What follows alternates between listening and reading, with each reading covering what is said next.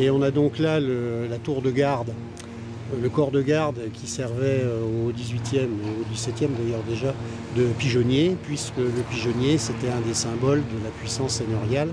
Les habitants n'avaient pas le droit d'avoir de pigeonnier sur leur propriété, c'était réservé aux seigneurs.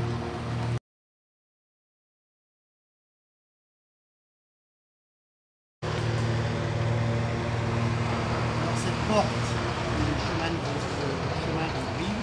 a été ouverte donc en 1572, au moment de ce qu'on appelle dans les Pays-Bas la guerre des gueux, c'est-à-dire la révolte des protestants de Hollande contre le roi d'Espagne, Sa Majesté très catholique. Et les troubles politiques et militaires ont amené les habitants de Brive et de Vaucelles à demander au seigneur Gilles de Berlaimont de leur ouvrir un accès au château ainsi qu'un chemin, ce qu'il a fait avec cette porte ici qui était défendue par une espèce de petite tour ronde qui permettait aux gens de Brive de venir se mettre à l'abri en cas d'incursion protestante. Alors en échange, les habitants d'Aubry et de Vaucelles et de Lierge ont offert à Gilles de Berlaimont les terrains qui sont là et qui étaient destinés à construire un parc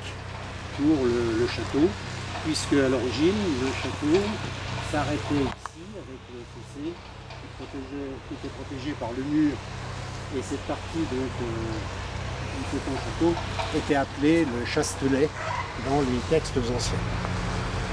Et on voit l'appareillage de ce mur qui nous rappelle tout à fait celui qu'on a vu de l'autre côté du château,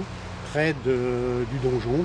et qui est l'appareillage le plus ancien et certainement médiéval, donc du mur de barrage de l'éperon barré du Chastelet de Lierge.